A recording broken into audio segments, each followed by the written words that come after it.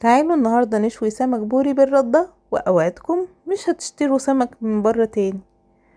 في الكبة حطيت 4 قرون من الفلفل الرومي، وحطيت معلقتين كبار من الملح، معلقة كبيرة كزبرة، نص معلقة صغيرة من الفلفل الأسود، وكمان معلقة صغيرة كمون، معلقة كبيرة من الثوم، وفلفل أحمر مفروم، وكمان عودين كرفس. فرمتهم مع بعض في الكبة، وضفت لهم ربع كوباية من الخل، وكمان عصير 4 ليمونات. انا عاملة دقة بكمية كبيرة عشان هحتاجها لكذا حاجة.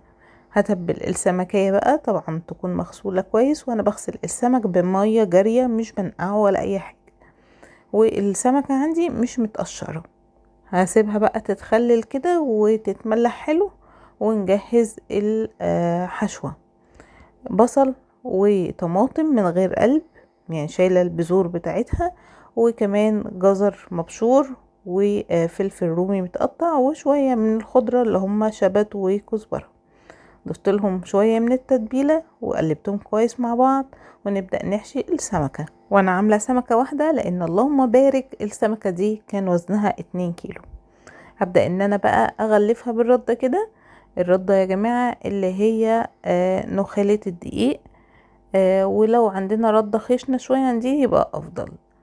غلفتها بالردة، وكنت حاطة صاج يسخن كويس جدا جدا جدا على النار، وحطيت السمكة. ما بقلبهاش غير لما بتأكد ان هي انفصلت تماما عن الصاج. ما تستعجلوش عليها خالص، لازم تاخد لون كويس كده.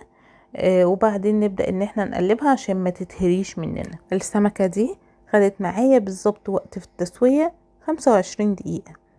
ما نقلبهاش، ما نستعجلش عليها، نخليها تاخد لونها كويس الاول وتستوي مظبوط، وبعد كده نبدأ نقلبها.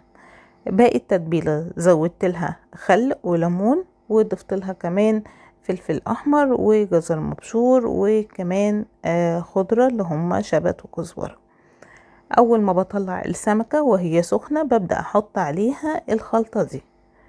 شموا بقى احلى ريحة. بعد ما وزعنا الخلطة على السمكة، تعالوا بقى نفتحها من جوه كده ونشوف التسوية بتاعتها المظبوطة، ولا هي ناشفة ولا هي ناقصة سوا. بجد تحفة.